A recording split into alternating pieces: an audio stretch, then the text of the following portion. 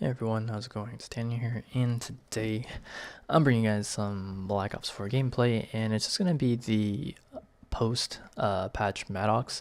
I believe this is after post hotfix as well, as I don't think the recoil is bad.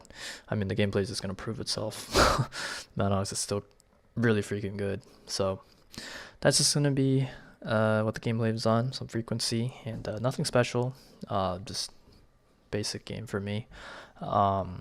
So hopefully you guys will enjoy.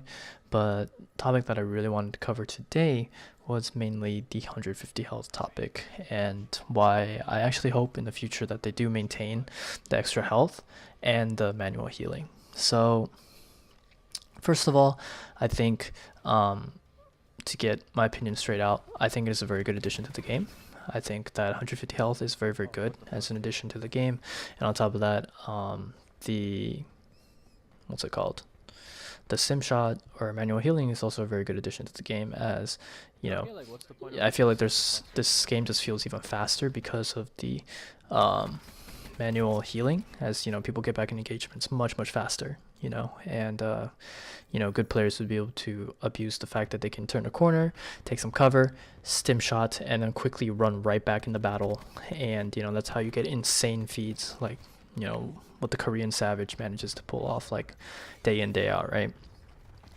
But, you know, obviously, that's stim shot for you, right? I think stim shot's very, very good addition, and, you know, once again, it just speeds up the pacing of the game and really allows for much more aggressive play.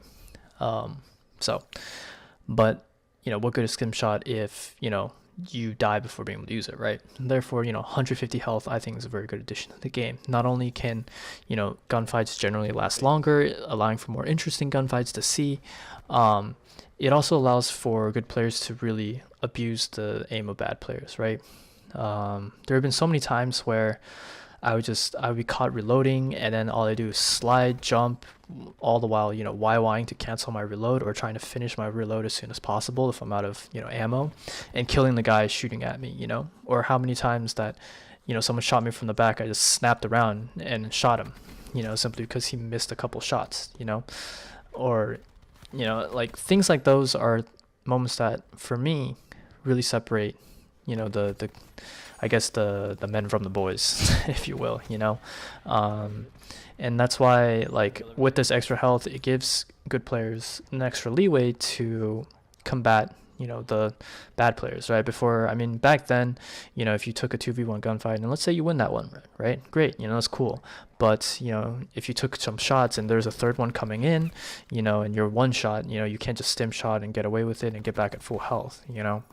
And therefore you'd be at a major disadvantage for the next fight. And that, you know, it could just be someone who has absolutely no skill, a bot even, just turning the corner and hip firing and spraying and not even hitting you for the first couple shots, and you landing, what, 3 shots on them, and then, you know, one more shot, but they just so happen to tag you with the last hip fire shot. You know, that was a mouthful. But, you know, with that being said, you know, that just goes to show that, you know, with this new addition, with stim shot and the combination of extra health, it allows you to really extend those gunfights, and extended gunfights only mean good things for good players. Now you might be thinking, well, extended gunfights are only good in like a 2v1, or good for the 2 people, right? Not quite, because, you know, people argue that, well, in 2v1s now it's almost impossible to win 2v1s. Well, first of all, you're not supposed to be winning 2v1s. You can go ask any pro player, you can ask anyone, really. I mean, it doesn't even have to be games per se. You know, 2 is always better than 1. You know, 2 heads is always better than 1, right? So group projects are generally easier if they're working on the same thing. But anyways, to bring it back to Call of Duty, you're not supposed to be winning 2v1s, right? I mean, if I can, I would generally avoid 2v1s, or position myself in a place where I would surprise either both of them, or surprise at least one of them, in order to even the playing field, you know? And so I feel like a lot of people who have said, like, oh, well, I'm losing all these 2v1s when I could win them all in the past. Well, chances are they probably don't win them in the past, but I'm not going to try to discredit them. But chances are they're probably just jumping out in the open and trying to take them on. And if that's the case, then you're just going to lose, right? And it doesn't matter how much health you have. In a 2v1, they have double the health pool, and you only have your health pool. Therefore, you're just not going to win that. You know, whether you have 5 health or you have 10 health, you know, Or I guess if it's 5 health, it doesn't matter because, everybody dies in one shot.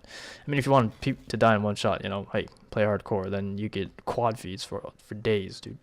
But with 100 health, it's the same thing, Like, let's say it takes 3 seconds to kill you with 150 health and 2 seconds to kill you with 100 health, right?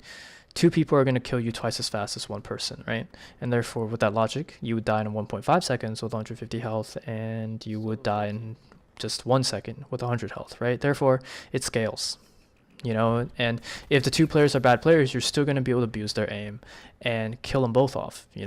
I've done it plenty of times. I've seen pros do it plenty of times. The health isn't the issue. There really is not. If you have the skill and the mechanics, and I'm sorry, this is just the case of you just got to get good. You just got to adapt, And, I mean, I'm sure there are other underlying problems, probably related to game sense, that, people are struggling with, but instead blaming it on health, which is really unfortunate, as, I firmly believe that it really isn't the 150 health that's at fault here.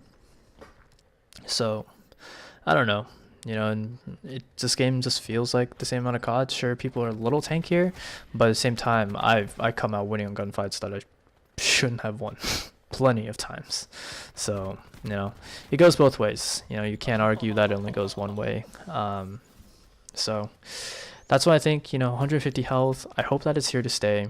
I really do. I mean, God, Modern Warfare 3 with 150 health, that would be a blast. And hell, like Modern Warfare 2, COD 4, COD 4 is remade, but with 150 health, I think that'd be very, very cool. Just because I love being on the juke and being able to just outplay people, The more leeway that I have to do that, the better, right?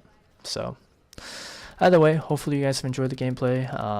Sorry about the rant. I don't really I should start typing out my thoughts, but either way, hopefully you guys enjoyed, and I'll catch you guys in the next video. Peace out. Yeah.